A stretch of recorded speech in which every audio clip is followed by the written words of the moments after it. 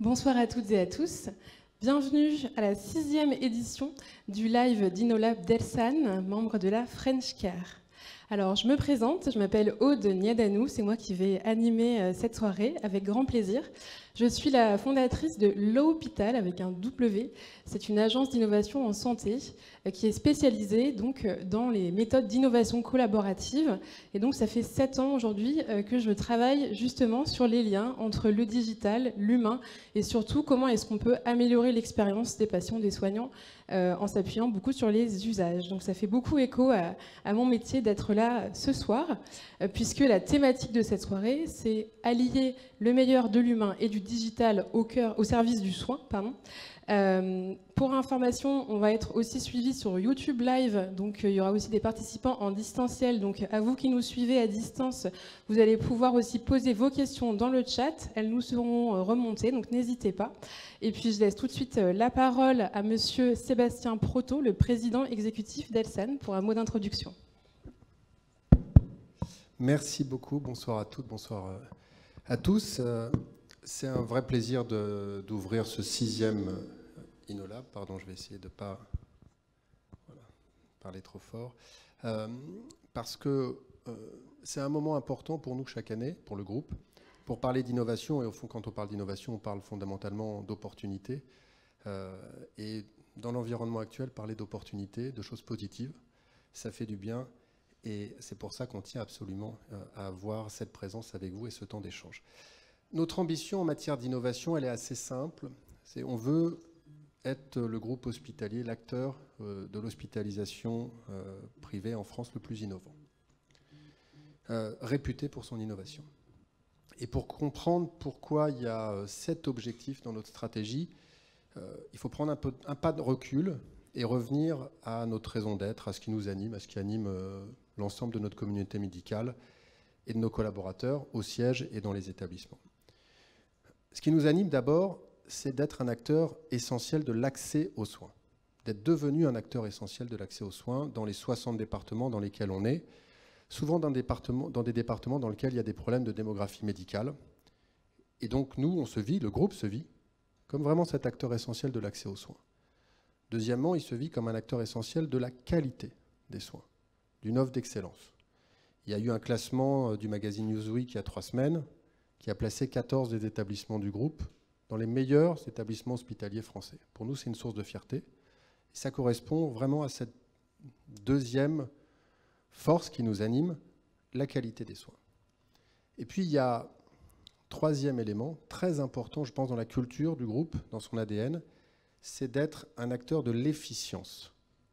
L'efficience sous toutes ses formes, l'efficience du système de santé, efficience sanitaire, efficience médicale, efficience économique également, pour être au fond, pour contribuer à ce que tout l'argent qui est mis dans la santé en France, notamment dans les établissements de santé, soit utilisé de manière pertinente et pour favoriser le passage à un système qui est trop curatif et qui doit devenir plus préventif, plus prédictif, plus personnalisé dans la manière dont on fait le soin en France. Et l'innovation, elle est au cœur de tout ça. Être un meilleur acteur de l'accès aux soins, un meilleur acteur de la qualité des soins et un meilleur acteur de l'efficience globale du système. Alors, au fond, on peut dire qu'elle conditionne un peu notre impact, notre légitimité, comme groupe privé de santé, groupe qui a une valeur ajoutée. Et dans cette stratégie d'innovation, on a un certain nombre de convictions, et puis on a un impératif également sur lequel je reviendrai. Nos convictions d'abord.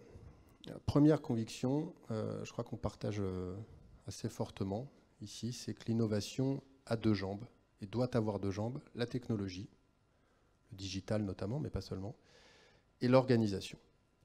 Et que pour innover, il faut en permanence manier les 2. Et qu'il ne sert pas à grand-chose d'avoir une innovation technologique si on n'est pas capable d'adapter les organisations. C'est souvent un échec. Il faut manier les 2.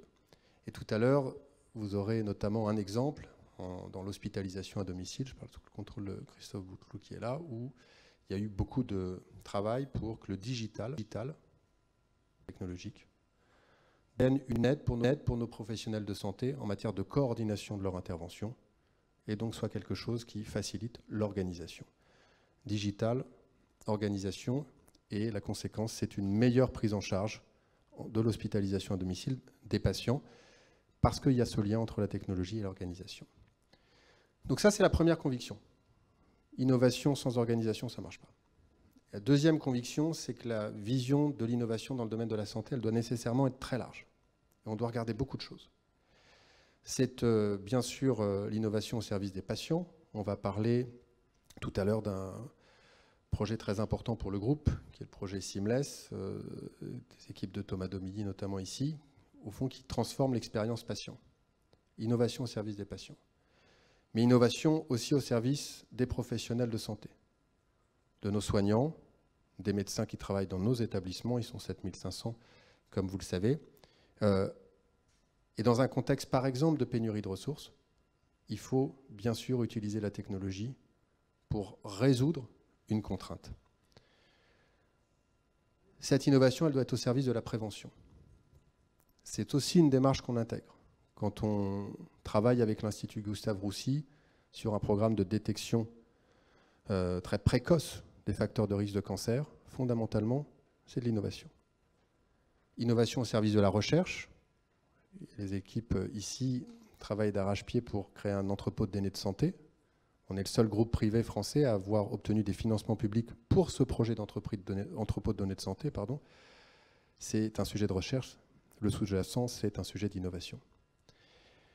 Innovation en matière de prise en charge des patients. Quand on intègre de l'intelligence artificielle pour améliorer la capacité de diagnostic en imagerie, c'est parce qu'on veut que l'innovation rentre aussi dans cette thématique de prise en charge. Et enfin, tout simplement, innovation au service de la recherche, je le disais, mais de manière très large, au-delà de l'entrepôt de données de santé, puisqu'on est dans un monde de données, et la valeur ajoutée va se faire de plus en plus sur l'intelligence qu'on va mettre dans cette donnée, dans l'analyse de cette donnée.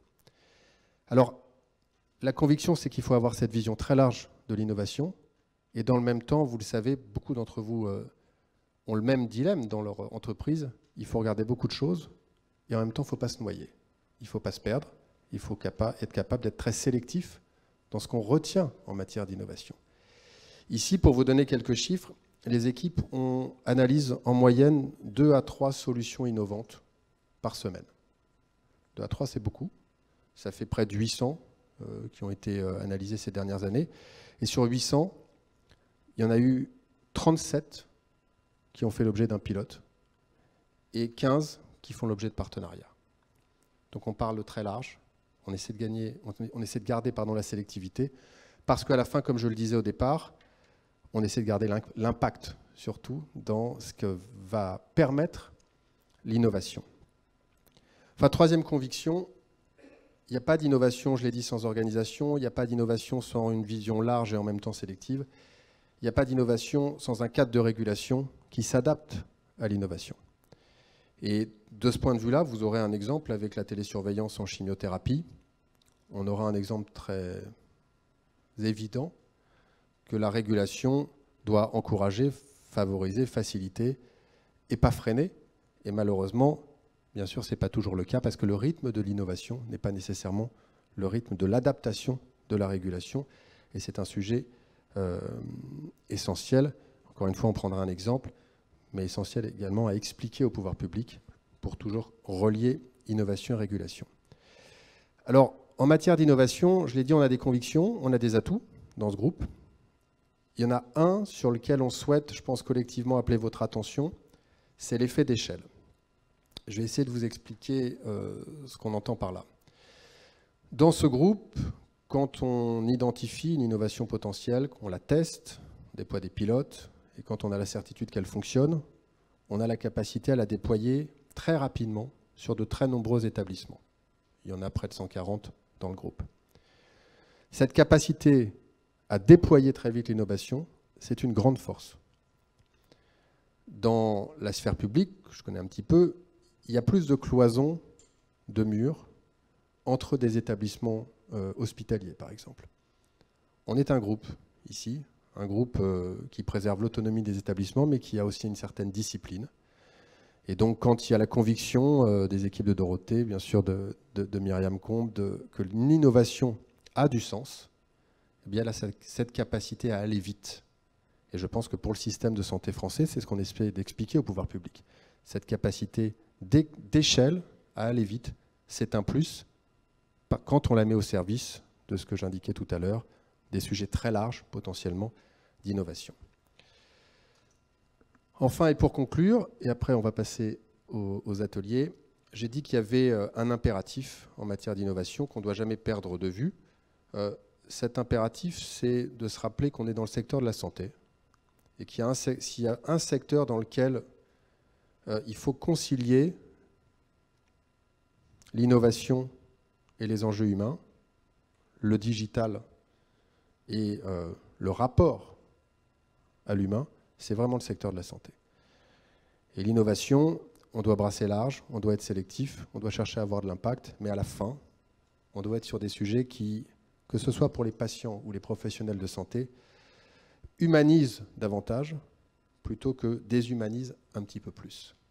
Et dans les exemples qu'on a pris et que Dorothée et ses équipes ont retenus pour ce soir, il y a cet enjeu, concilier l'humain et le digital.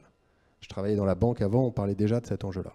Mais ce n'est pas exactement la même chose dans d'autres secteurs et dans le secteur de la santé. Dans le secteur de la santé, l'équilibre, innovation, relations humaines, il a vraiment une importance particulière et nous-mêmes ici, on doit être à la hauteur de cette exigence d'équilibre.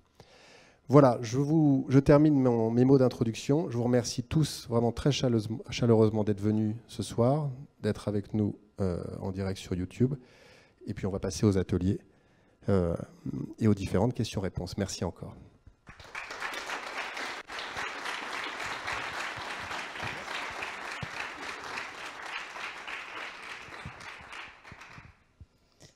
Alors, merci beaucoup, Monsieur Proto, d'avoir exposé la vision d'Elsan. Pour voir maintenant comment elle se met en musique, j'appelle donc le docteur Myriam Combe, qui est directrice de la stratégie et des relations médicales Elsan et également chirurgienne vasculaire, et puis Monsieur Thomas Daubigny, qui est le directeur digital Elsan, pour une interview croisée. Bonjour à tous. Heureusement pour les patients, je ne suis plus chirurgien vasculaire. Moi, je voulais rebondir sur la notion d'équilibre. Vous le vivez tous, soit au travers de vos expériences personnelles, soit au travers de ce qu'on entend. Il y a un fossé qui est en train de se creuser, un déséquilibre entre les attentes, les besoins légitimes des patients, en termes de personnalisation de soins, de prévention, et la capacité que nous avons de répondre à ces attentes dans le contexte qui vous a été rappelé de pénurie à la fois de professionnels de santé et puis de ressources. Et donc, il y a à la fois la nécessité de combiner une expérience patient, une expérience qui réponde à ces attentes, et une expérience des professionnels de santé qui souhaitent une qualité de vie. Et c'est là que le digital devient important et prend potentiellement tout son intérêt, c'est de nous permettre de faire vivre ces deux expériences, les Américains appellent ça les expériences humaines, au sein de nos établissements. Et donc c'est ce point, avec peut-être pour rebondir sur les exemples qui ont été donnés, deux éléments, le besoin absolu de personnalisation, c'est-à-dire un soin qui me convient, qui est fait pour moi, qui répond à ce que j'en attends. Un besoin de personnalisation, on va le voir avec les exemples qui sont donnés. Et le deuxième point, un besoin, une absolue nécessité de qualité, mais une qualité qui ne surcharge pas les professionnels de santé, mais pour laquelle ils sont aidés. Et on va voir... on a l'exemple effectivement de l'intelligence artificielle qui permet le diagnostic de fractures aux urgences. On améliore à la fois la qualité des livres aux patients, on améliore la charge mentale, le travail des professionnels, et tout ça pour le bien du système de santé. Donc je pense que le digital au sein de nos établissements, cette cohabitation du meilleur de l'humain avec le meilleur du digital fait qu'on arrive à avoir des prises en charge qui ne sont pas identiques, mais qui sont supérieures. Voilà.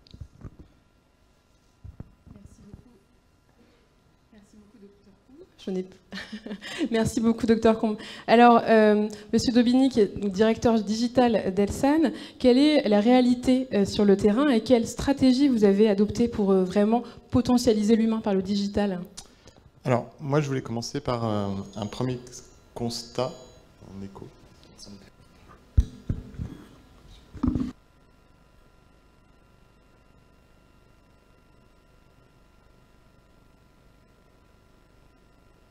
Donc un premier constat qui est assez surprenant, qui est le paradoxe qu'on a du digital en santé. Parce que, comme Myriam vient de l'introduire, en fait, le digital peut apporter énormément en santé finalement, en support aux soins, pour apporter plus de réactivité, plus de personnalisation. Mais si on compare juste aujourd'hui la santé aux autres industries B2C, la santé est quand même globalement, on peut tous faire le constat, qui est quand même globalement en retard aujourd'hui par rapport à tout ce qu'on peut avoir dans le retail, dans les transports, dans l'hospitalité, etc. Le constat qu'on en fait, il part de trois gros principes et trois gros challenges à résoudre. On a un premier challenge aujourd'hui qui est la tolérance à l'erreur en santé. La santé, le soin nécessite une précision sans faille. Et en plus, comme tu l'as dit, Myriam, tout à l'heure, on a un manque de personnel soignant. Et donc, les solutions digitales qu'on développe doivent être impactantes dès le début, apporter de la valeur. Et s'il y a des irritants ou des failles, eh ben, elles ne vont pas être complètement utilisées immédiatement. Donc on a vraiment un besoin absolu d'arriver sur une solution qui fonctionne immédiatement. Ça, c'est le premier axe. Le deuxième challenge qu'on voit, c'est l'accessibilité. Le digital, pour un consommateur, mais il doit marcher assez vite, etc. Mais dans le soin, c'est encore pur. On a des patients qui sont dans une solution de stress, conditions de faiblesse, qui sont accompagnés. Et donc finalement, la solution doit être vraiment aussi leur apporter vraiment quelque chose en termes de simplicité. Elle ne doit pas rajouter de la complexité pour qu'ensuite on se focalise finalement sur ce qui est important, qui est en contact humain quand on arrive dans l'établissement de santé, etc. Et le troisième axe, je crois qu'on a pas mal de partenaires ici, vous serez tous d'accord avec moi, c'est l'hétérogénéité qu'on a dans nos établissements de santé, que ce soit en termes de système, en termes d'interopérabilité. Si on regarde juste Elsan, on a plusieurs systèmes hospitaliers, on a plusieurs GAP, on a plusieurs DPI, on a plusieurs GEF. Et donc, c'est pas forcément simple de se connecter. Et même quand on a la même GAP ou la même DPI, les paramétrages, c'est pas forcément les mêmes. Et donc, on va se retrouver à comment j'arrive à finalement faire ce que je faisais très bien avec une clinique, à le faire dans l'autre clinique. Donc, on a trois gros challenges qui, je pense, aujourd'hui expliquent assez bien ça.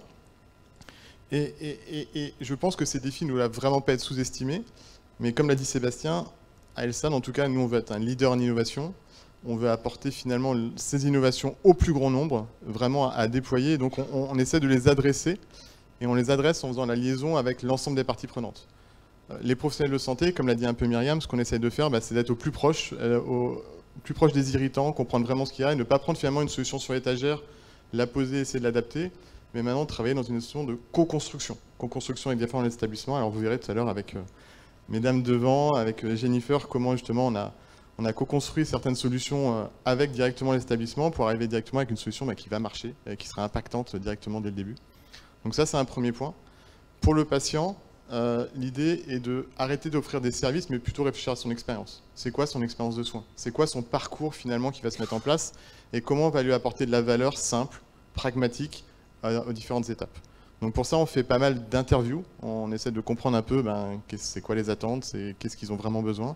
Quand on a la solution, on va ensuite rencontrer les patients pour dire est-ce que vous pouvez la tester avec différentes démographies de patients, etc. pour voir si ça colle vraiment pragmatiquement à ce qu'on va dérouler. Donc ça, c'est extrêmement important d'être au plus proche et d'apporter quelque chose de très simple.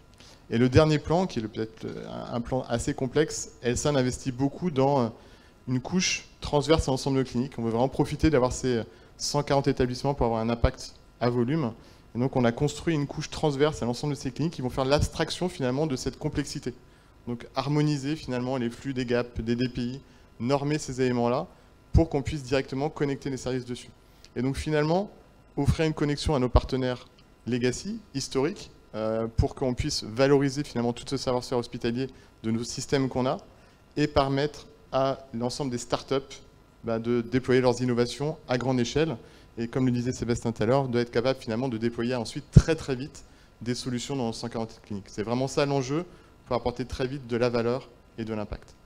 Donc c'est ça qu'on essaie de faire, en tout cas à grande échelle, donc de résoudre ce paradoxe digital santé, et puis d'utiliser vraiment la technologie, le levier technologique, mais vraiment comme une aide pour ensuite se focaliser beaucoup plus sur les interactions humaines, finalement, qui apportent de la valeur aux soins et à la qualité des soins qu'on va fournir.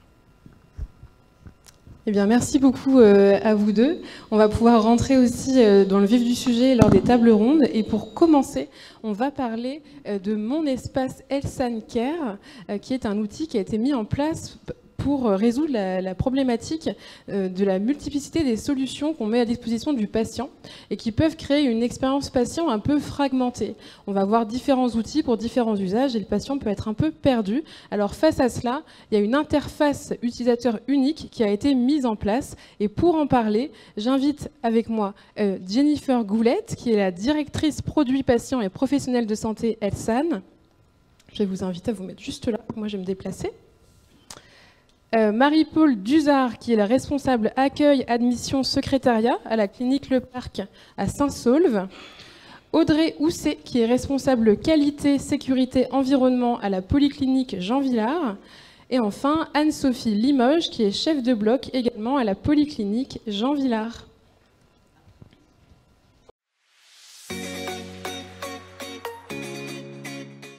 Vous devez être hospitalisé dans l'un de nos établissements Elsan prochainement? Pour simplifier votre parcours d'hospitalisation et vous accompagner à chaque étape, nous avons mis au point un service digital unique, l'espace santé Elsan Care. Grâce à votre espace Elsan Care, préparez votre admission en ligne facilement depuis chez vous. Rentrez vos informations personnelles, partagez vos documents administratifs et médicaux, indiquez les personnes à contacter. Selon le confort souhaité, choisissez votre type de chambre et ajoutez des services complémentaires. Validez enfin votre formulaire, vos données vont pouvoir être traitées par les équipes administratives de votre établissement Elsan. Votre admission en ligne terminée, vous recevez un QR code. Le jour J, celui de votre hospitalisation, scannez ce QR code directement sur la borne située à l'accueil de l'établissement. C'est simple et rapide. Vous pouvez ensuite vous rendre directement au service de votre hospitalisation, où vous serez accueilli et pris en main par notre personnel soignant pour un séjour en toute sérénité. Votre intervention est terminée, mais notre accompagnement continue. À tout moment depuis votre espace personnel, restez en contact avec nos équipes médicales et accédez aux informations et documents dont vous avez besoin. Avec l'espace Elsan Care, nous sommes à vos côtés à chaque étape de votre parcours de soins.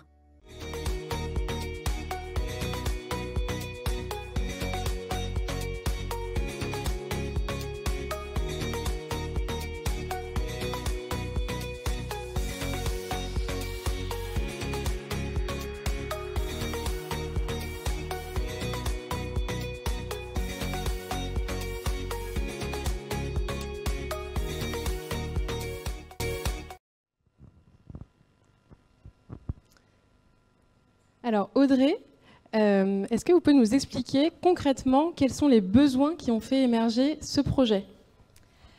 Alors au tout démarrage de ce projet, à l'époque, et comme c'est le constat, je pense encore, dans de nombreux établissements, nous étions face à la pluralité des applicatifs qui étaient mis à disposition des patients, que ce soit un applicatif pour faire sa préadmission en ligne ou payer sa facture à la sortie, ou des applicatifs pour les prestations d'hôtellerie, de restauration. Et certains parcours avaient aussi leurs propres applicatifs, comme le parcours maternité, le parcours d'ambulatoire. Au final, les patients ont une pluralité d'applicatifs mis à leur disposition, encore plus quand ils sont dans certains parcours. Et à l'inverse, certains parcours ou typologies de patients sont les oubliés de ces applicatifs qui sont censés faciliter leur prise en charge. Donc à la présentation de ce projet, on a vu une magnifique opportunité avec des ambitions ultra prometteuses de simplification et de rendre quelque chose de vraiment proactif et aidant, tant pour les patients, l'entourage et les professionnels. Voilà. Merci. Alors Jennifer, justement, est-ce que vous pouvez nous expliquer concrètement dans quel contexte ce projet a émergé et surtout quelles solutions vous avez définies? Alors Audrey en a parlé un petit peu, mais en gros on avait une multitude justement d'initiatives qui avaient été lancées au sein d'Elsan, qui ont apporté des premiers éléments justement en termes d'appétence patient. Et donc ça a été le moyen entre cet élément-là et le fait qu'on avait un socle de base avec des partenaires éditeurs au sein des établissements. On est venu, nous, on va dire, mettre la cerise sur le gâteau en apportant finalement l'expérience patient qui manquait et qui permettait justement de fluidifier, d'apporter de la simplicité et améliorer justement la situation du patient pour qu'il comprenne mieux, qu'il soit plus en maîtrise en fait de sa relation avec Elsan, mais aussi de son parcours également. Donc on est allé sur une notion de personnalisation de l'information, selon les parcours, etc. On a aussi travaillé énormément sur la capacité pour le patient de comprendre finalement ce qu'on lui met à disposition, donc en termes de terminologie. On a travaillé sur cette notion aussi d'un point de vue graphique finalement pour apporter une vraie solution qui fasse le lien avec les équipes en physique, qui fasse le lien en fait de manière globale dans la relation avec Elsan et les équipes professionnelles. Dans cette notion justement de développer le lien, le digital est un des éléments. On garde bien sûr, et c'est là aussi toute la réflexion, c'était de se dire que de toute manière, les relations physiques étaient importantes, donc le lien en physique était structurante, que le digital était vraiment un élément qui allait davantage accompagner dans les moments justement où le physique ne pouvait plus être présent. Merci beaucoup. Alors, du coup, cet outil, il a été co-construit, notamment avec les professionnels, et donc je propose donc à Marie-Paul de nous expliquer un petit peu comment ça s'est passé, vous qui avez pu participer justement à cette co-construction. Donc l'équipe de Jennifer est venue dans nos deux établissements pour écouter un petit peu les besoins des équipes, mais aussi les retours patients que nous, on pouvait apporter. Puis après, on s'est déplacé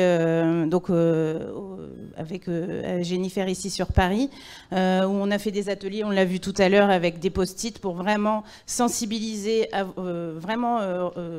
remettre en avant les besoins de chacun, que ce soit au niveau des équipes soignantes, que ce soit personnel administratif, qui sont forcément différents, une approche patient en fonction des parcours. Enfin, vraiment, ça a été pris dans sa globalité et on s'est senti vraiment écouté. On avait carte blanche. C'était vraiment, voilà, demain, vous imaginez le meilleur parcours pour les patients, pour vos équipes, pour les soulager, pour mieux les accompagner. Qu'est-ce que vous voulez dans le meilleur des mondes? Et puis, on a bien mis ça sur les post-it. Et puis voilà, aujourd'hui, depuis quelques mois maintenant, dans nos deux établissements, on met ça en pratique. Et déjà, les premiers retours sont assez bénéfiques et on est super contents de ce qui se passe. Donc voilà. Justement, dites-nous un peu plus sur les retours que vous avez pu récolter suite à la mise en place de l'application. Donc déjà au niveau, donc moi je vais parler pour la partie administrative. Dans notre territoire Hauts-de-France, dans les cliniques, on vient de temps en temps voir un peu ce qui se passe autour. Et c'est vrai que le ressenti, c'est vraiment, on vient à la clinique de Saint-Saulve et les salles d'attente sont très peu bondées, les hôtesses sont vraiment ravies, enfin, elles sont sereines. Hier encore, sans le digital, parfois on avait 10, 12 patients qui attendaient et on se dépêchait, on se disait oh là là, il faut faire le dossier parce qu'il y a 11 personnes qui attendent derrière. Aujourd'hui, c'est beaucoup plus fluide parce qu'on a accompagné, on accompagne vraiment les patients qui sont un petit peu hors digital. Ceux qui sont déjà très axés là-dessus ont déjà fait toutes les démarches parce que c'est très bien expliqué, c'est très, très intuitif au niveau de l'application. Donc les patients qui sont très à l'aise avec l'informatique, voilà, le dossier est clôturé, ils savent que c'est clôturé parce qu'ils reçoivent une petite note, un petit SMS ou un petit mail. Et en fait, sur le terrain, on accompagne vraiment les patients qui ont encore besoin d'être accompagnés parce qu'il y en a encore aujourd'hui. Et c'est vraiment le gros plus qu'on peut amener à nos patients. Merci. Alors justement, Anne-Sophie, vous allez pouvoir nous dire un peu plus aussi sur les bénéfices que vous voyez pour les patients. Alors le vrai plus, c'est que c'est un outil qui est très complet, qui va au-delà du côté administratif, qui va vraiment inclure la prise en charge du patient. Donc c'est avec des éléments qui vont vraiment être personnalisés au parcours et au patient pour être au plus près de ses besoins. Donc ça va être les consignes préopératoires, post-opératoires, des vidéos. Voilà. Et le point aussi qui est très important, c'est que cet outil reste à la main des établissements dans son contenu, ce qui va permettre d'être au plus proche de nos organisations et de nos parcours. Merci beaucoup. Alors aujourd'hui, cette application, elle est disponible dans 2 établissements. Évidemment, on imagine que ça va être déployé plus largement. Jennifer, quelles sont les perspectives pour le portail Health & Care ? En effet, 2 établissements pilotes aujourd'hui. Donc, on a fait Jean Villard, on a Saint-Saulve également. L'objectif, c'est de déployer, d'industrialiser en fait cette démarche au sein de 10 établissements supplémentaires. L'intérêt et l'objectif aussi de cette industrialisation, c'est de pousser davantage cette personnalisation, parce qu'on a des organisations différentes au sein des différents établissements. Et là, voilà, toute cette démarche-là va nous permettre d'aller plus loin.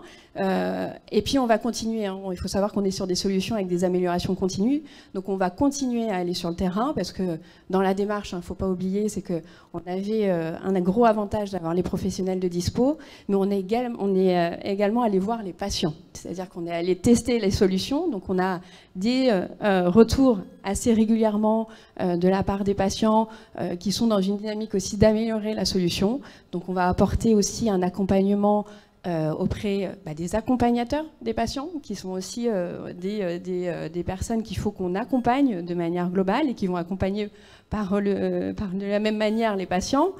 On va aller plus loin aussi sur toute la partie accompagnement, préadmission du patient, donc là, qui est très administrative, donc aller un peu plus loin sur la partie médicale. Et puis, toujours plus, aller au plus proche de la situation du patient. Donc cette personnalisation, elle va aussi sur j'ai un patient, un séjour, un contexte, une situation, et ça, on va le prendre en compte systématiquement dans les contenus qu'on va mettre à disposition. Donc l'objectif principal, de toute manière, c'est que le patient il soit en maîtrise de sa situation et qu'on soit en adéquation, nous, tout simplement, de ses aspirations. Et en plus, si en plus on a les professionnels embarqués, voilà, on a tout gagné. Merci beaucoup et bravo pour ce projet d'ampleur qui a été vraiment co-construit avec les différents acteurs, qui amène déjà des retours très positifs dans les 2 premiers établissements où c'est déployé. Je pense que pour le patient, on a effectivement un parcours beaucoup plus fluide, beaucoup plus clair et je trouve ça vraiment extrêmement inspirant en tout cas comme expérience. Merci beaucoup. On va pouvoir prendre une question du public ici ou à distance. Dorothée va pouvoir vous donner le micro. Est-ce qu'il y a des questions autour de ce portail Health & Care? Bonjour, je m'appelle Christelle Masson, je suis DG de Pandalab. Je voulais savoir comment vous allez faire pour pouvoir mettre à disposition ces innovations qui sont vraiment très utiles aux patients et pouvoir les rendre plus accessibles en fait pour eux. Alors déjà, la mettre à disposition, nous on a le premier canal, c'est les professionnels qui en parlent. Donc on développe la solution au sein de l'établissement systématiquement dès qu'on lance un nouvel établissement. Et sur cette notion d'accessibilité vis-à-vis du patient, on a énormément travaillé justement sur les contrastes. Donc quand on parle d'accessibilité, c'est s'adapter aussi aux situations des patients qui ne le permettent pas ou ont des difficultés à accéder au digital. Donc le sujet des contrastes, de la typologie, des tailles de typologie, etc. C'est un élément qui nous tenait aussi à cœur. Et c'est justement, voilà, on est complètement dans cette démarche-là, d'aller toujours plus loin sur cette accessibilité pour permettre à une personne qui a des difficultés avec le digital, mais aussi des problèmes par exemple de vue ou de motricité, de pouvoir accéder à ces solutions également. Donc voilà, c'est un travail quotidien, mais en tout cas on essaye de faire au mieux pour développer cette partie-là. Vous vouliez ajouter Merci beaucoup. Je pense qu'on peut applaudir les membres de cette table ronde. Merci.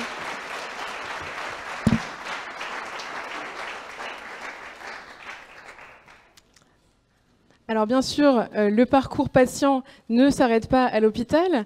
Le patient rentre à la maison aussi avec sa maladie. Et comment est-ce qu'on peut continuer à le suivre pendant ses passages à domicile? Une des solutions, c'est la télésurveillance. Et on va en parler dans cette table ronde sur les parcours de soins Figito, qui mêlent donc du physique et du digital pour améliorer la qualité des soins. Et donc avec une solution de télésurveillance qui est développée en oncologie pour renforcer renforcer le parcours de soins des patients sous chimiothérapie.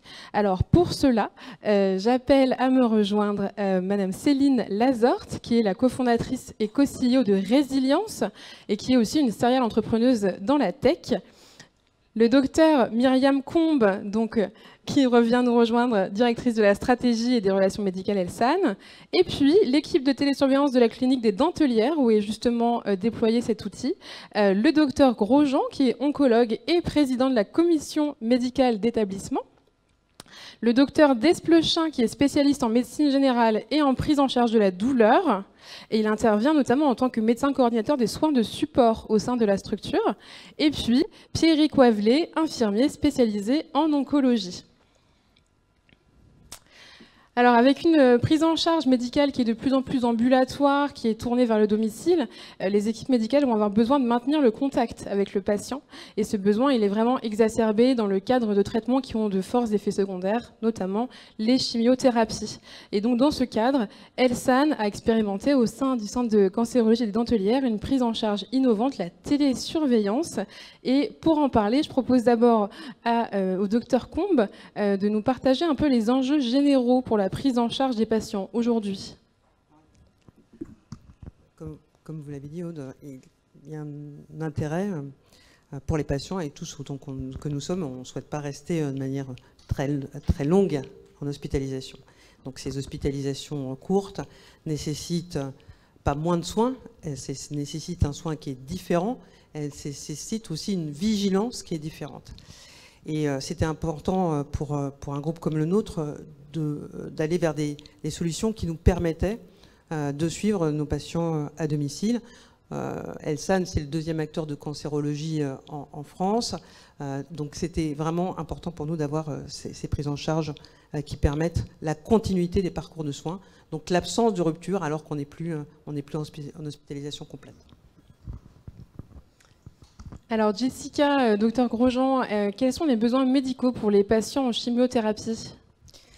Alors, on est bien tous au clair sur le fait que le cancer, c'est un coup d'éclair dans un ciel serein pour tous les patients, qu'il y a des répercussions sur leur quotidien, leur vision de l'avenir.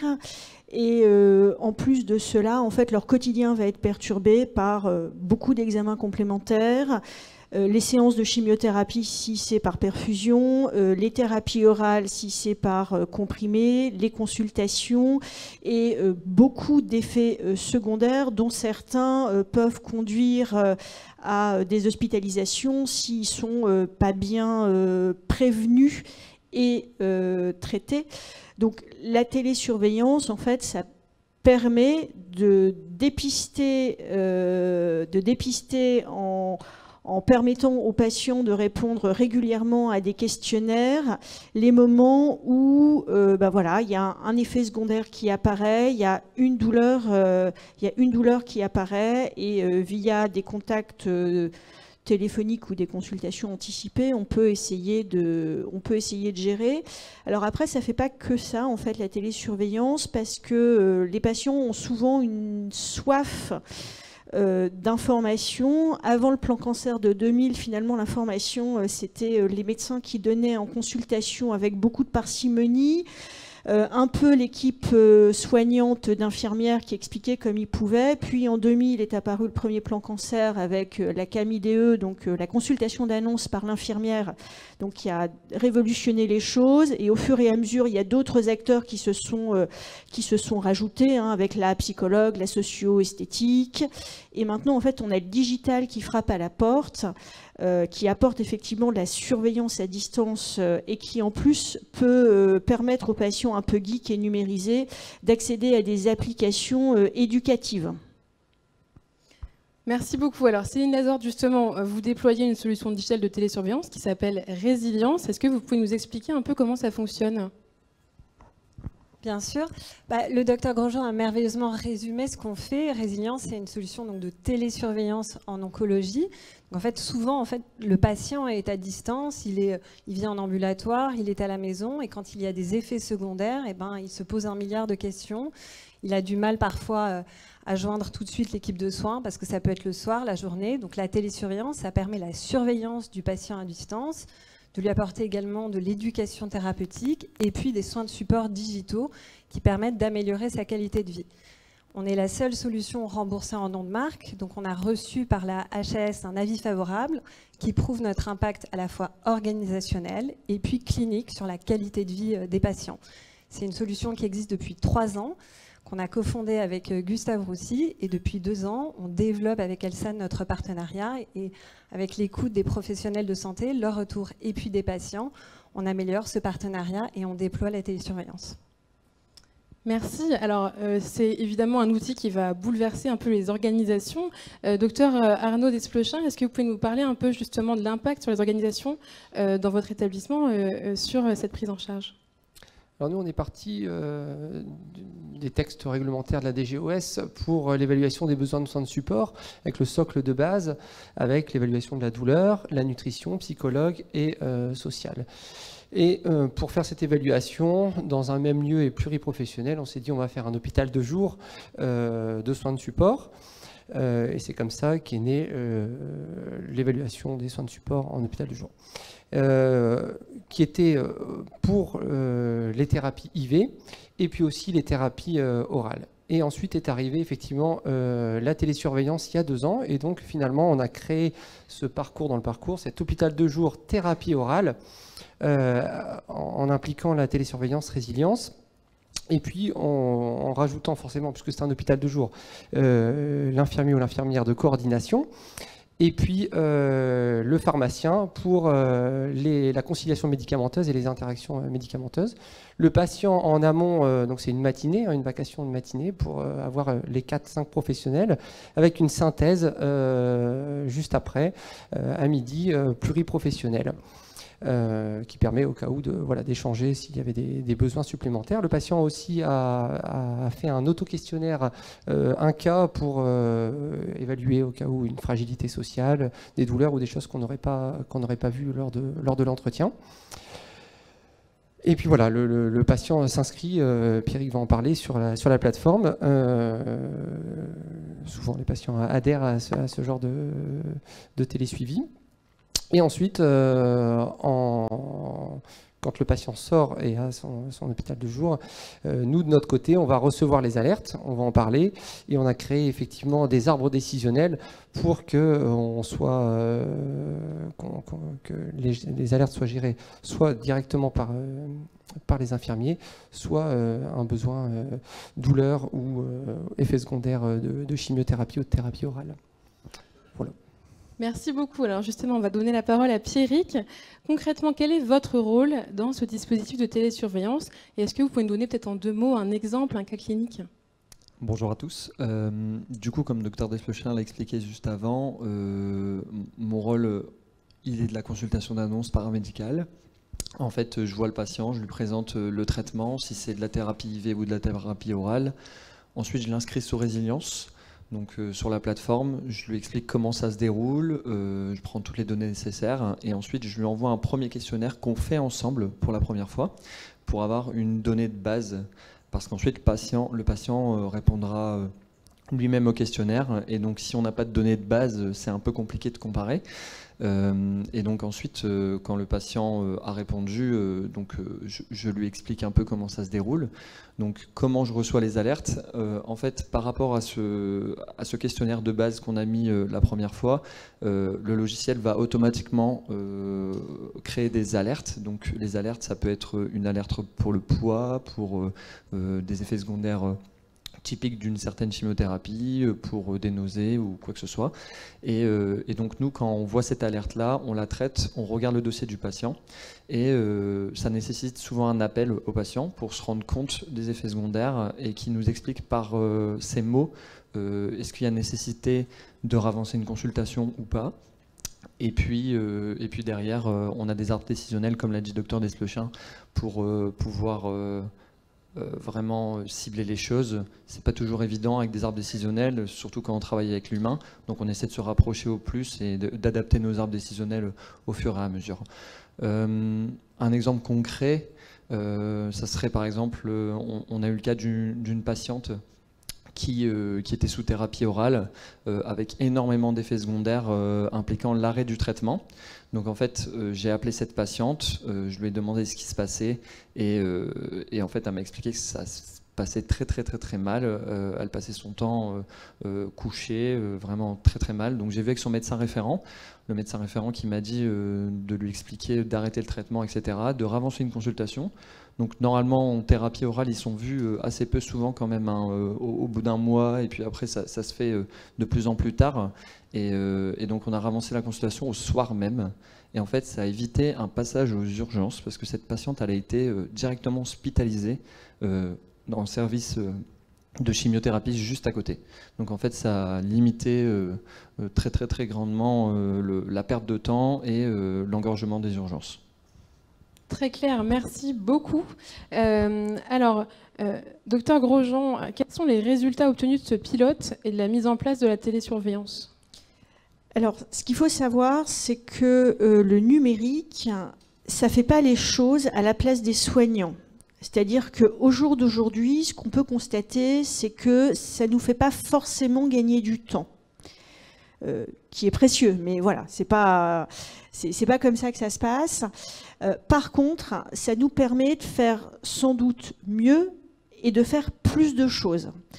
Notamment là, l'arrivée de Résilience, ça nous a quand même... ça mobilise du temps infirmier. Hein. C'est à peu près un mi-temps pour actuellement traiter les questionnaires de... Nous, on a 177 patients actuellement inclus dans le programme. Ce ne sont que des thérapies orales. À un moment donné, choisir, c'est renoncer.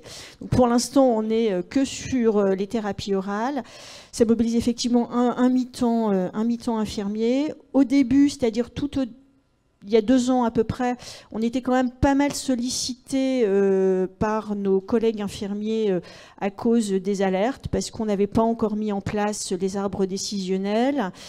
Et là, j'avoue que c'est un outil de formation, pas que pour les patients via des tutos et de l'information, mais aussi c'est un bon outil d'éducation de nos collègues infirmiers et d'éducation, de notre éducation également, parce que voilà, on s'est quand même mobilisé pour faire ces arbres décisionnels. Chacun a gagné en expérience et en expertise pour bien répondre aux patients. Merci. Donc des impacts pas uniquement sur le patient, mais aussi des forts impacts sur les équipes. Céline, on le voit, hein, d'une part, cette modalité de prise en charge, elle est récente, il y a encore des améliorations possibles, et il y a aussi des attentes très fortes de la part des professionnels de santé. Alors comment est-ce que vous pouvez répondre à ces attentes et quelles sont les évolutions qui sont prévues ? Bien sûr. Donc chez Résilience, on est 140 collaborateurs. Donc c'est vrai qu'on investit beaucoup dans la R&D, qu'elle soit médicale, technique ou dans l'amélioration de nos produits et services. On a l'habitude de dire qu'on co-construit Résilience avec les patients et les soignants. Donc on a différents organes pour pouvoir échanger avec eux. Je crois que c'est le travail qu'on a fait avec l'équipe des dentelières, avec les patients également, de façon très régulière. Donc on va mettre à jour nos systèmes à peu près toutes les 3 semaines pour améliorer avec de nouvelles fonctionnalités, nouvelles expériences. On va être aussi très attentif à la satisfaction des patients et des soignants, puisque c'est nécessaire. Vous voyez la coordination du soin qu'il faut pour apporter une expérience positive aux patients. Et puis l'impact, évidemment, qu'on va mesurer avec le plus d'attention, c'est la qualité de l'expérience du patient. Au sein des dentelières, 93% des patients ont déclaré qu'en fait, Résilience leur permettait d'appeler moins régulièrement leur centre et donc d'avoir une meilleure prise en charge et une 100% de satisfaction. Merci beaucoup. Alors, Dr Combe, j'aimerais savoir quelles sont les suites prévues pour ce projet à l'échelle d'Elsan. Bien évidemment, la suite, c'est de prolonger l'expérience et de développer cette solution et ces solutions de télésurveillance dans les établissements qui en ont besoin et dans une trentaine d'établissements. Mais il y a aussi la capacité de nous interroger sur ce que ça nous apporte comme enseignement, ces expériences. Et elles nous apportent, à mon sens, plusieurs enseignements. Le premier, c'est que, contrairement à ce qu'on dit, les soignants, les professionnels de santé ne sont pas résistants au changement. Ils sont résistants à un mauvais changement. Mais ils ne sont pas résistants au changement. Voilà. Ça, c'est un premier point. Il n'y a pas de frein technologique au développement de ces innovations, et ça c'est aussi important. Il n'y a pas de frein de qualité et de sécurité. On voit, c'est des prises en charge qui sont sécurisées. Par contre, il y a un frein important et sur lequel il faudra bien réfléchir. C'est le nouveau rôle de nos établissements dans ces prises en charge. On voit de la fluidité entre l'hospitalisation, le domicile, parce que le rôle de l'établissement ne se limite plus aux murs physiques qui sont les siens, mais vont bien au-delà de ces murs physiques. Et donc, c'est ces enseignements qui doivent aussi faire bouger les réglementations qui sont importants. Voilà. Merci beaucoup. C'est la fin donc, de cette table ronde. Je pense qu'on peut également applaudir nos intervenants.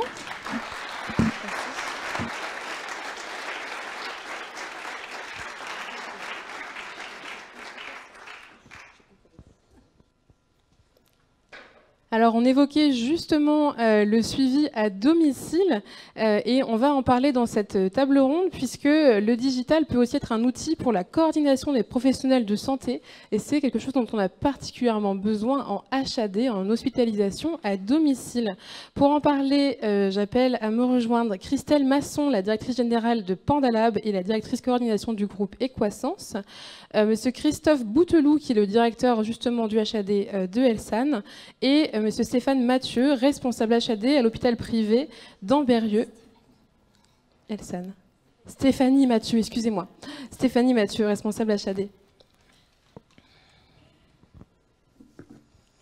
Alors évidemment, l'HAD, ça répond à des besoins médicaux très complexes, en raison notamment de sa mobilité en zone rurale et de la diversité des intervenants.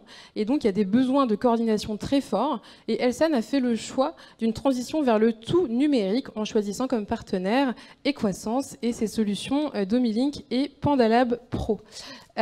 Stéphanie, après 15 ans de HAD, est-ce que vous pouvez nous expliquer la spécificité de cette activité d'hospitalisation à domicile? Comment est-ce que vous prenez en charge les patients? C'est quoi la réalité sur le terrain?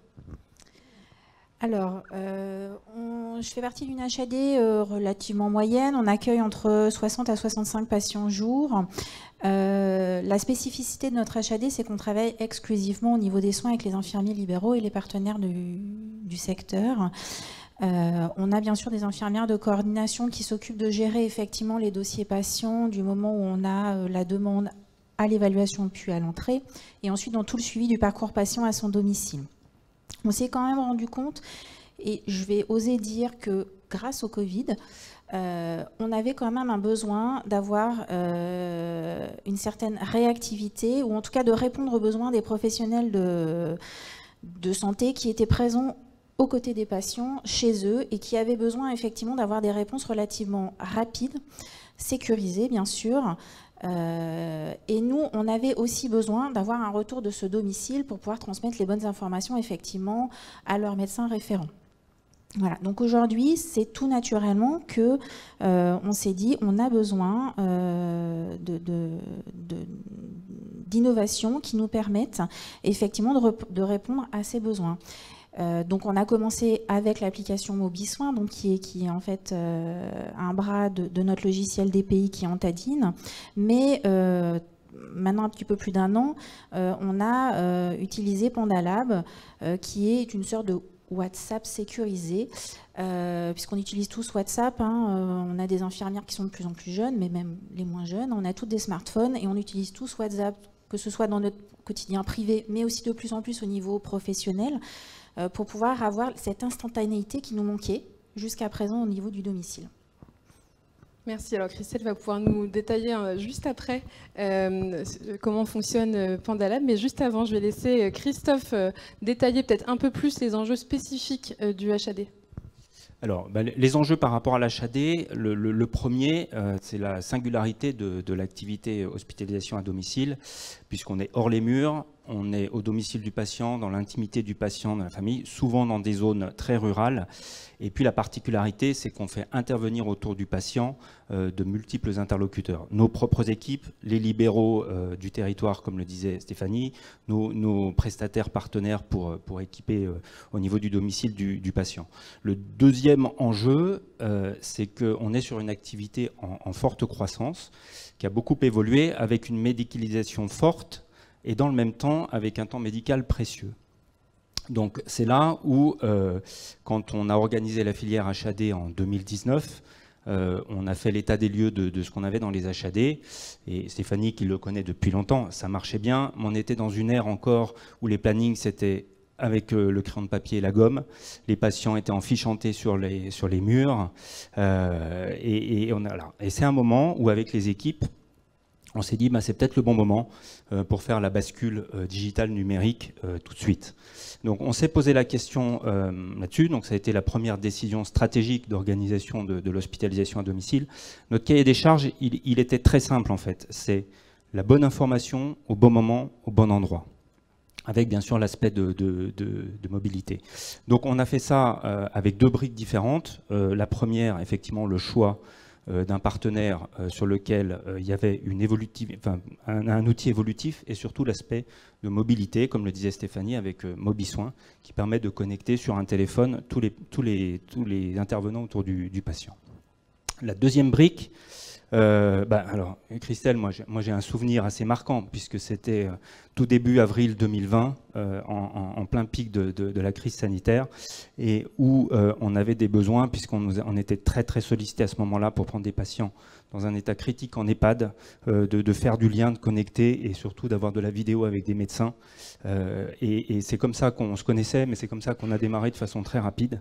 Et ce petit panda, très sympathique, qui est apparu sur les applications de tout le monde, toutes les équipes en fait ont adhéré très rapidement et s'est approprié l'outil avec des modalités de fonctionnement qui sont assez différentes en fonction des HAD des secteurs. Merci. Alors justement, Christelle, donc depuis 2020, Elsan a noué un partenariat très fort avec Pandalab et plus largement avec Equasens. Est-ce que vous pouvez nous présenter les outils digitaux que vous proposez? Oui, bien sûr. Donc dans le groupe Equasens, on va proposer plusieurs logiciels qui vont être dédiés à des secteurs bien particuliers. Et on va couvrir tout l'écosystème de la santé. C'est aussi pour ça en fait qu'on a fait le choix de rejoindre le groupe Equasens aussi en 2020, puisqu'on avait cette même vision en fait d'interprofessionnalisation et de coordination de tous les secteurs ensemble. Et comme tu le disais, en effet, en 2020, il y a eu ce très beau cas d'usage au niveau des HAD, même si on travaillait déjà ensemble, là, ça a vraiment explosé. Il y a eu ce besoin vraiment incroyable de pouvoir reconnecter tous les professionnels de santé ensemble et les patients. Et c'est là où on a lancé, en plus de la messagerie instantanée sécurisée, la visioconférence sécurisée qui a permis de faire ce lien entre les professionnels de santé qui des fois étaient coincés à l'extérieur de l'établissement ou les patients qui avaient besoin aussi de rentrer en contact. Donc c'est des très beaux cas d'usage qui continuent encore aujourd'hui, avec lesquels on travaille bien entendu au quotidien, et on a cette co-création ensemble pour pouvoir aller rechercher des retours d'expérience sur des HAD existantes pour pouvoir les donner à d'autres et améliorer la coordination entre les différents professionnels. Merci beaucoup. Stéphanie, quels sont les retours sur le terrain de l'usage de ces outils? Alors, on a des retours très positifs. C'est ce que je disais tout à l'heure, quand on a eu la crise Covid, comme on vient de l'évoquer, ça a été un raz-de-marée pour tout le monde, encore plus au domicile, où du coup on s'est senti encore plus isolé et mis à l'écart, mais où on nous sollicitait énormément pour prendre ces patients en charge. Et donc on est arrivé aujourd'hui avec ces solutions. La première, l'application MobiSoin, qui est une application sur laquelle les infirmières libérales ont accès directement à l'ordonnance qui est mise à jour en temps et en heure par le médecin. Donc c'est quand même un gain effectivement de temps et pour les infirmières, mais aussi également une chance pour le patient. Cette application permet également d'avoir un retour quasi instantané des données du patient au domicile. Une fois que les infirmières ont rempli effectivement sur l'application le poids, la tension, la température, on a un retour quasi immédiat, et ça permet aussi aux équipes de coordination, mais également aux médecins, de pouvoir réagir et d'avoir du coup effectivement un retour sur l'état général du patient qui est quasi instantané. Et ça, du coup, ça nous permet effectivement d'être au plus près des besoins du patient et donc d'améliorer effectivement notre prise en charge. Donc, les professionnels de santé n'ont fait que dire bravo à cet outil. Et aujourd'hui, on a sur notre secteur 250 infirmières libérales, ce qui est quand même déjà pas mal. et toutes ont adhéré complètement à cet outil. Et puis on a rajouté il y a maintenant 1 an PandaLab, qui est notre outil vraiment de communication entre infirmières, mais pas que, puisque ça nous permet également de communiquer en interne au niveau de l'HAD entre le médecin, les infirmières, l'assistante sociale, la psychologue, et du coup effectivement d'avoir un retour pareil sur le patient qui nous permette d'être au plus proche de ce que le patient aujourd'hui a besoin, d'adapter le traitement, d'adapter la prise en charge, et du coup on a gagné en efficacité, on a gagné en rapidité, et ça nous permet aujourd'hui effectivement de se dire que en un petit peu plus d'1 an, on a doublé notre capacité de prise en charge parce qu'aujourd'hui, on a la possibilité de prendre en charge ces patients, d'avoir des retours de ces patients et du coup, effectivement, de gagner en efficience. Ça permet aussi aux équipes HAD, parce qu'il ne faut pas les oublier aussi, au niveau de cet outil PandaLab, de ne pas être interrompus aussi dans leurs tâches et donc effectivement d'éviter les éventuelles erreurs ou oublis qu'on pourrait avoir quand on est sans cesse interrompu par le téléphone par rapport à des demandes infirmières libérales. Merci. Alors quand on parle de ce type d'outil, la peur qui revient souvent, c'est que ça déshumanise les relations. Alors ce n'est pas le sentiment que j'ai en vous écoutant, mais qu'en pensez-vous ? Alors aujourd'hui, non. L'humain reste en priorité. Et je pense d'ailleurs que tous nos partenaires libéraux l'ont bien compris. Et c'est pour ça qu'aujourd'hui, ils ont tellement bien adhéré à ces 2 outils qu'ils l'utilisent tous les jours. Effectivement, on pourrait croire qu'avoir un écran nous coupe de la prise en charge des patients. Mais non, ces moyens ont vraiment été considérés par nos partenaires et par les équipes comme des moyens support. Et l'appel téléphonique reste de toute façon, s'il y a besoin, la priorité, ou un déplacement au domicile par notre médecin ou notre infirmière coordinatrice, de toute façon, dans notre HAD, quasi toutes les semaines pour aller voir les patients. Donc au niveau des libéraux, ça a vraiment été plutôt accueilli comme un support en plus et une aide en plus qui leur permettent effectivement de se dire on n'est pas seul au domicile. Merci. Alors, ce partenariat, il illustre très bien la manière qu'a Elsan de collaborer aussi avec d'autres outils digitaux. Christelle, est-ce que tu pourrais nous expliquer un peu en quoi a consisté ce partenariat ? Ce partenariat, il a vraiment consisté à faire de la co-construction, co-création ensemble. On avait bien entendu nos retours d'expérience avec d'autres cliniques, d'autres hôpitaux, d'autres établissements. Mais il y a eu vraiment un travail main dans la main avec l'équipe d'innovation qui a été exceptionnel. Et on a pu aller chercher, comprendre les cas d'usage, pouvoir parler directement avec les professionnels de santé concrètement dans leur vie au quotidien pour que l'outil au final ne remplace pas leur organisation ou leur impose pas quelque chose, mais devienne l'organisation miroir de ce qu'ils font déjà. Et ça, c'était très important de se dire qu'on va apporter quelque chose pour venir soutenir l'humain, le professionnel de santé, dans sa tâche au quotidien, en ne lui imposant pas quelque chose, mais en reprenant son organisation, sa façon de faire, pour que ça puisse venir l'aider et avoir une qualité de vie au travail, avoir de la traçabilité de la donnée de santé, de la sécurité, pouvoir mieux se coordonner. Et en effet, l'outil ne déshumanise absolument pas leurs relations.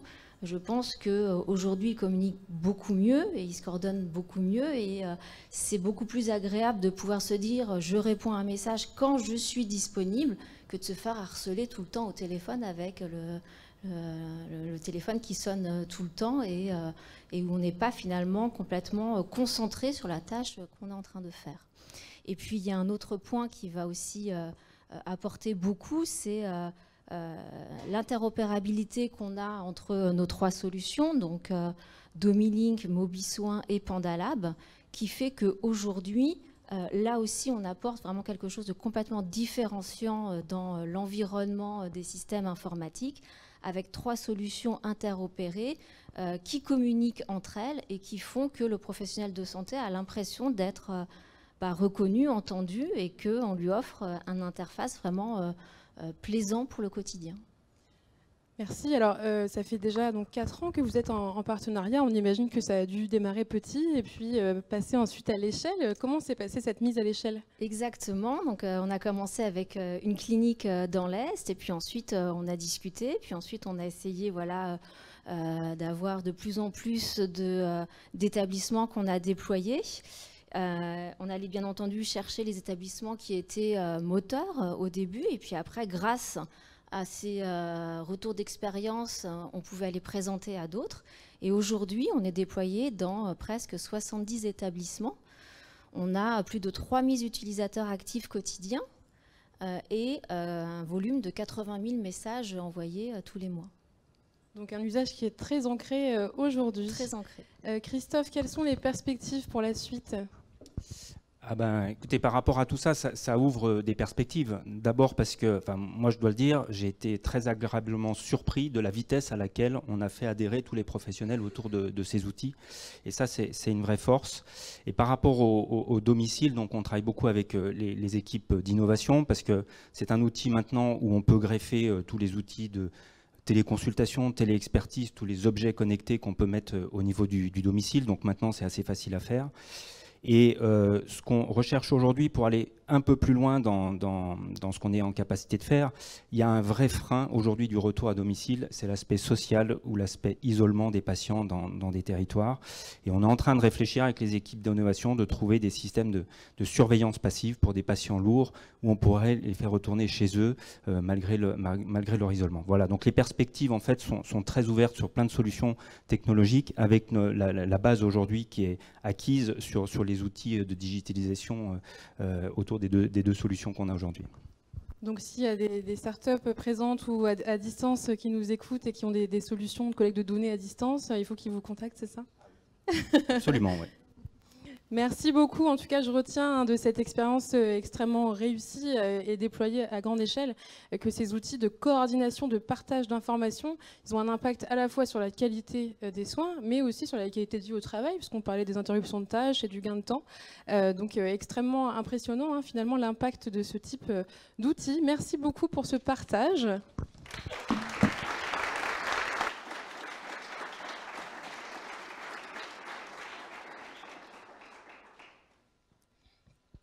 Et pour la dernière table ronde de la soirée, on va parler un peu d'environnement, puisque à l'hôpital, il y a évidemment des gros enjeux environnementaux et le digital peut être une réponse pour piloter les consommations énergétiques et réduire l'empreinte carbone des établissements de santé. J'invite à me rejoindre Cyril Lemoine, le DG de Eveler, Guillaume Jubot, le directeur patrimoine immobilier Elsan, et Sébastien Bartel, le responsable service technique, sécurité et incendie de la clinique centre clinical Elsan. Et pour en savoir plus, je vous invite d'abord à découvrir une petite vidéo.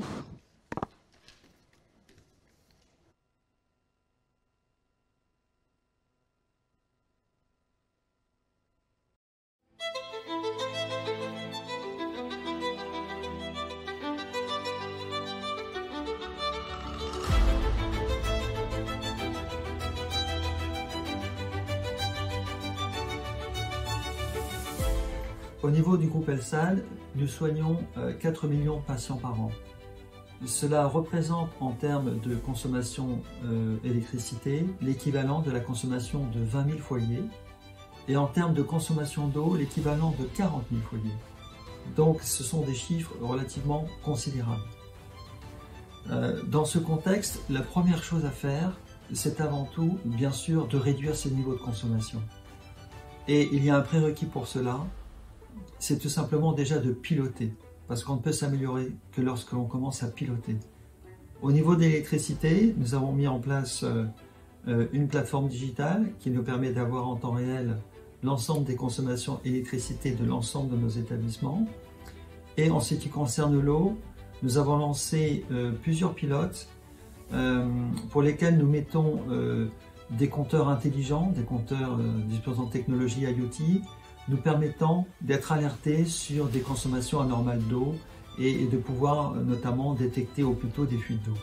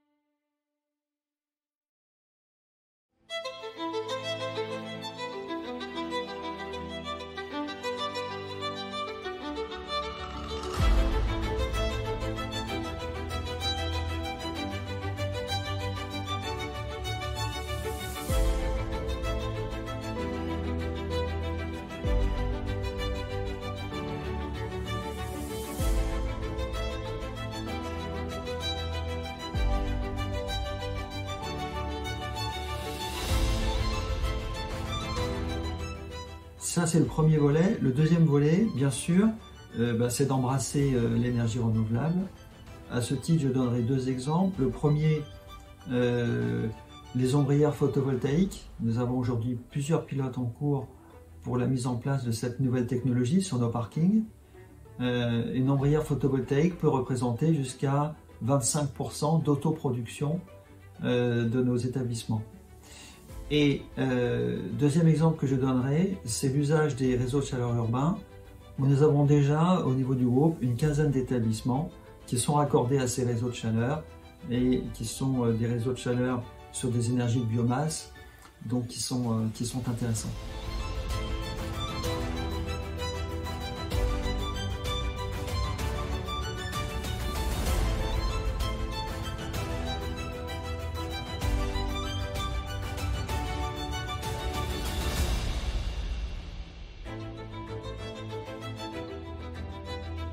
Les établissements de santé en général sont de forts consommateurs en énergie.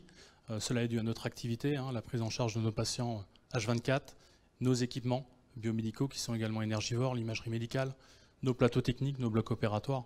Et les enjeux sont nombreux. On peut parler de l'environnement. Limiter nos consommations, c'est réduire notre empreinte carbone. La transition énergétique qui permet de nous dissocier des énergies fossiles progressivement, le photovoltaïque et la biomasse. D'un point de vue réglementaire, on a des enjeux à respecter, avec la mise en place du décret tertiaire qui fixe un premier cap à 2030, une réduction des consommations énergétiques des établissements à moins 40%. Donc ça, c'est un point important. Un enjeu économique, les budgets ont complètement explosé au cours de ces dernières années. Et donc maintenir nos consommations, les réduire, c'est contenir nos budgets. Et puis l'enjeu, c'est les patients.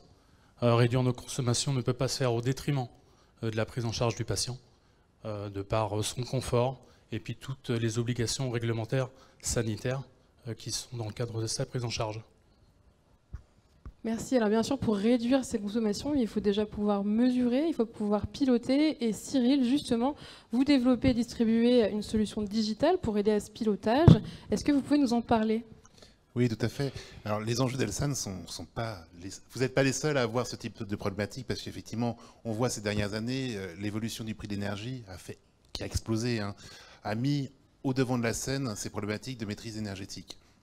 Mais c'est pas... Enfin, au-delà de ça, il y a aussi des enjeux de multi-sites, de multi-échelles. C'est-à-dire qu'effectivement, même au sein d'un même site, on a besoin de décomposer, de savoir où on consomme l'énergie pour optimiser.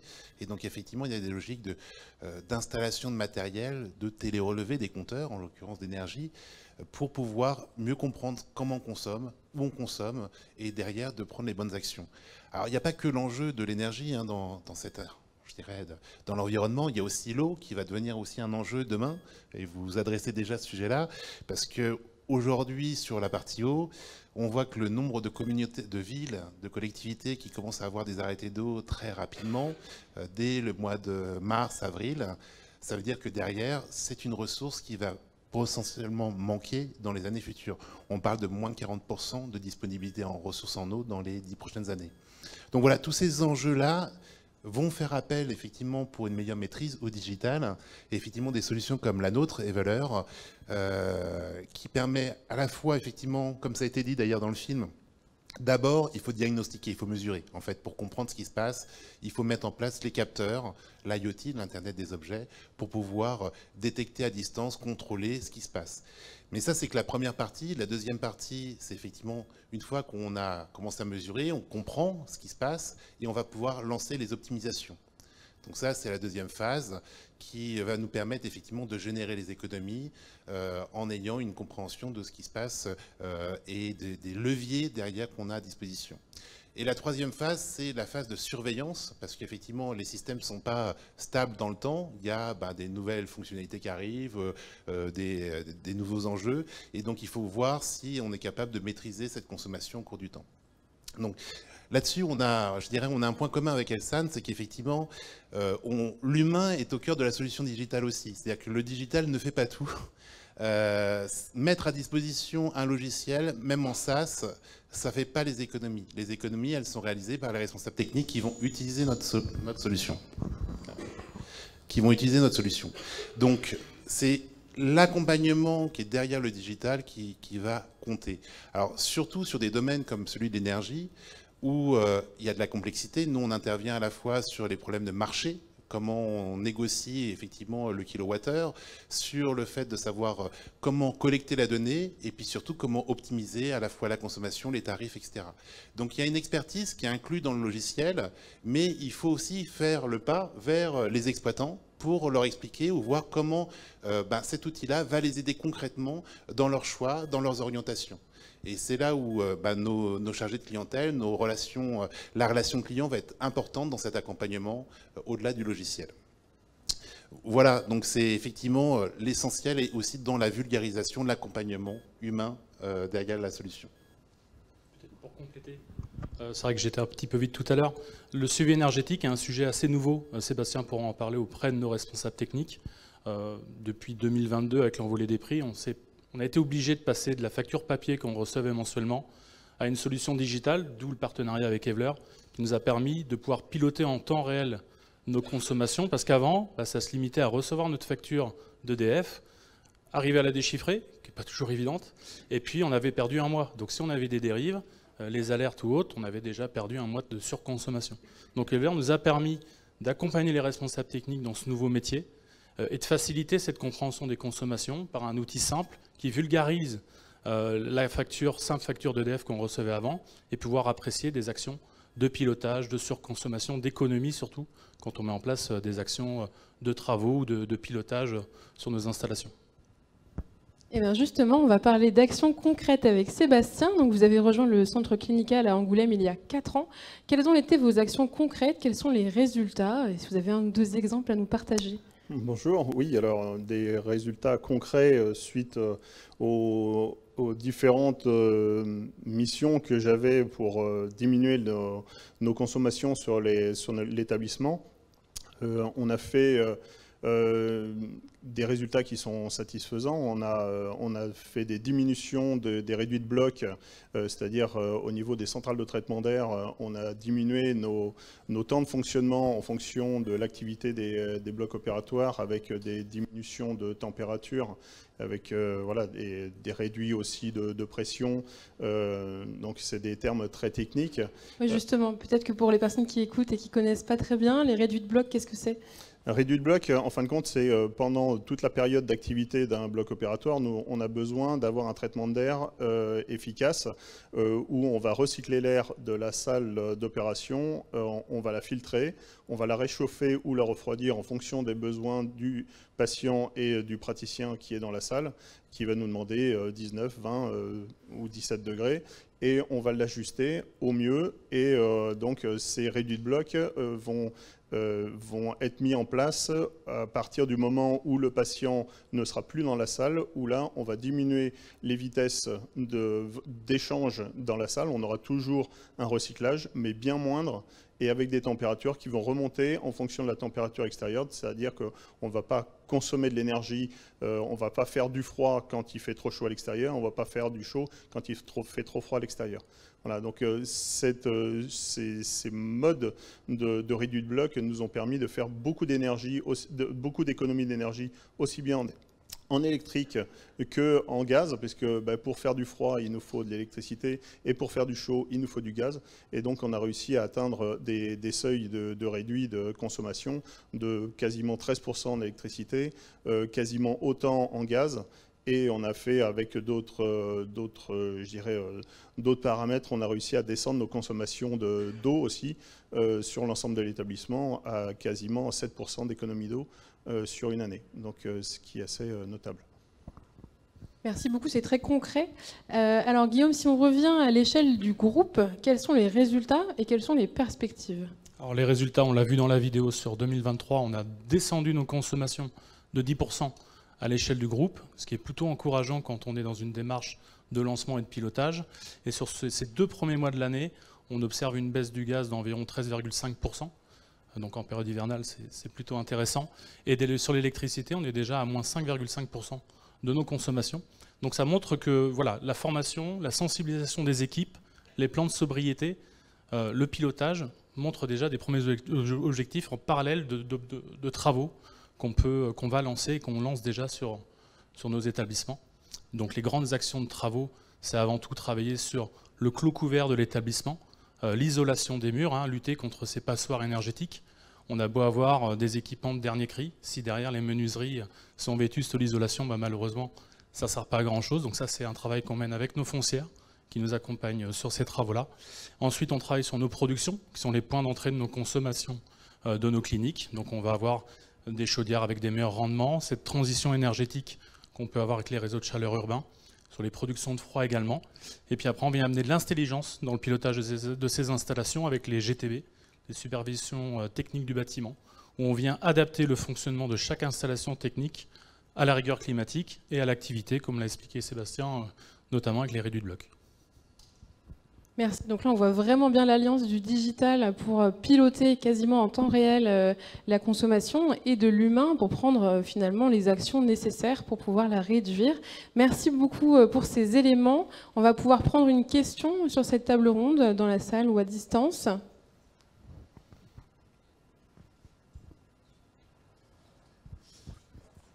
Bonsoir, Sébastien Richard, Résilience. Bravo déjà pour cette très belle initiative avec un véritable impact sociétal. Et justement, à ce sujet, on voit aujourd'hui que l'aspect écologique impacte beaucoup de personnes, y compris les patients. Et dans ce cadre, avez-vous prévu de communiquer largement auprès des patients sur cette très belle initiative? Donc une des premières étapes, ça a été mise en place du plan de sobriété. C'est un mot un peu rude, mais plutôt la chasse anti-gaspillage. Donc on a travailler avec nos partenaires mainteneurs ou autres. Et on a surtout sensibilisé nos usagers aux éco-gestes, aux bonnes pratiques, afin d'éviter en plein hiver. Alors on sortait en plus du Covid, quand les budgets ont augmenté, où on avait des consignes d'ouvrir, d'aérer au maximum, et même en plein hiver, quand en même temps on chauffe les locaux. Donc c'était rappeler un peu des règles de base, de vie au sein de nos établissements, aussi bien aux patients, aux visiteurs, aux professionnels de santé, et puis aussi à nos équipes techniques d'avoir un regard plus critique sur le fonctionnement des installations. Un filtre encrassé sur une CTA, c'est de l'énergie qui est consommée pour rien finalement. Donc c'est tout cet accompagnement qu'on mène, patients, usagers de nos établissements. Et une des actions futures, c'est de communiquer sur les résultats, parce que c'est important également de les motiver. Donc peut-être que dans le futur, on pourra, à travers sous-comptage, pouvoir montrer les effets de baisse de consommation suite à des travaux ou justement suite à la mise en place de bonnes pratiques. Et puisque les citoyens sont de plus en plus engagés contre le gaspillage, on pense que ça peut effectivement les toucher. Oui, effectivement, parce que ce qui est intéressant dans ce qu'on fait, c'est que ce n'est pas la réduction du service en tant que tel. On ne diminue pas la qualité de service, mais c'est effectivement de l'optimisation de la lutte contre le gaspillage énergétique ou de l'eau demain. Et ça, c'est du positif. Merci beaucoup. On a encore une dernière question. Bonsoir, Karim Atem du cabinet Kea Ilios. Bon, tout d'abord, je retiens de votre présentation un point très important, c'est qu'on peut faire des économies en économisant les ressources et le carbone. Et donc, c'est extrêmement positif. J'ai une question sur le taux de couverture des besoins en énergie électrique. J'ai vu le chiffre de 25% ou 27%. Il se trouve que dans un autre pays, on a fait une étude pour quelques CHU. Et on a constaté en fait que si on prenait les écoles qui se trouvaient à proximité d'un hôpital, les écoles sont positives en électricité. Elles ne consomment qu'une partie de l'électricité photovoltaïque qu'elles peuvent produire. Et donc on a vu qu'on pouvait couvrir jusqu'à 95% des besoins en connectant 8 écoles autour d'un CHU en faisant une espèce de smart grid. Est-ce que c'est quelque chose qui est possible en France? Alors là, c'est un pays qui a des problèmes d'électricité, donc c'est même pas une question de prix, c'est une question de il n'y en a plus. Alors au niveau d'une collectivité, c'est certainement possible. Au niveau de nos établissements, on est des forts consommateurs en énergie. Si on dote nos parkings de photovoltaïque, d'ombrières photovoltaïques, il y a quelques obligations qui vont arriver dans les années prochaines, on peut observer une autoconsommation de 25% de notre électricité. La problématique du solaire, c'est que généralement on produit quand on en a le moins besoin et nos fonctionnements ils sont H24. Donc c'est vrai qu'à un moment donné, on sera toujours obligé d'avoir un point de livraison avec EDF et Enedis. Mais voilà, le photovoltaïque, c'est une des actions qui nous permet de diminuer nos consommations grâce à cette autoproduction et puis de limiter l'effet carbone, l'empreinte carbone, l'effet de gaz à effet de serre sur l'alimentation de nos sites. Juste pour... Juste pour préciser sur la partie justement production locale, de plus en plus d'entreprises qui ont des multisites et avec de la surface pour pouvoir mettre des panneaux solaires s'équipent et vont produire de plus en plus d'énergie solaire. Ce qui fait que ça va changer aussi les règles au niveau marché, parce qu'en fait on va avoir des points de production la journée, alors qu'avant c'était plutôt une zone de consommation très forte et non pas une zone de production très forte. Donc ça, tout l'écosystème va évoluer et c'est pour ça que ces outils de surveillance et de maintenance vont jouer aussi leur rôle dans l'achat de l'énergie. Merci beaucoup, c'est un sujet passionnant, mais il va falloir qu'on conclue cette soirée. On peut peut-être vous applaudir avant d'accueillir Dorothée.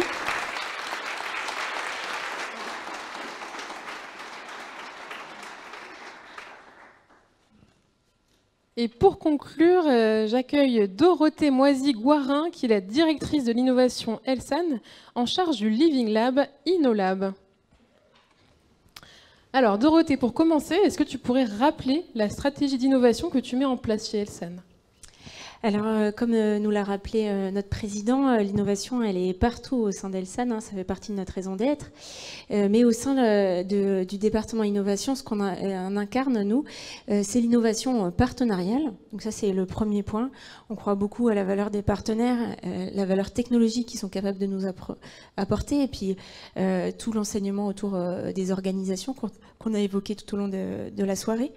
Donc ça, c'est le premier point, c'est l'innovation partenariale. Et un des grands points également de notre prisme, c'est qu'on est là pour faire de l'innovation impactante et faire vraiment de cette innovation un levier pour les organisations de soins. On ne va pas faire de l'innovation marketing, on est vraiment là pour transformer les organisations grâce à l'innovation. Alors, en tant que directrice de l'innovation, on doit souvent te dire innovation égale digital ou égale technologie. Et on voit souvent ça comme des synonymes. Mais au vu de tout ce qu'on s'est dit ce soir, on a parlé aussi beaucoup de l'humain, des usages, je pense que pour toi, ça va un peu plus loin. Et j'aimerais que tu nous partages ta vision, ta définition de l'innovation. Alors c'est vrai que j'aime souvent me ramener à une définition qu'on m'a donnée de l'innovation quand j'ai commencé à faire de l'innovation en santé. Là, ça fait maintenant quelques années que j'en fais. Et la définition qu'on m'a donnée, c'est l'innovation, c'est une invention qui rencontre ses usages, son marché. Et donc on voit bien que pour faire de l'innovation, il faut vraiment ces deux valences-là. D'une part, l'invention, la technologie. Alors c'est aujourd'hui, on a fait tout un focus sur le digital, mais ça peut aussi être de l'intelligence artificielle ou d'autres technologies, voire même de la non-technologie. Quand on parle de lean management, c'est l'innovation qui n'est pas technologique. En face, il faut mettre les usages et les utilisateurs. Donc c'est vrai qu'on l'a vu tout au long de cette soirée. Notre prisme à nous, c'est d'identifier quels peuvent être les cas d'usage qui vont avoir de l'impact en partant de cette technologie. Donc on a parlé bien évidemment de la télésurveillance. On voit bien qu'il y a un outil fort qui est un dispositif médical, donc une technologie quand même assez importante.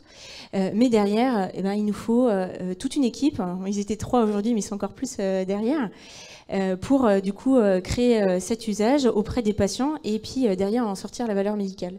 Donc c'est vraiment cette double valence.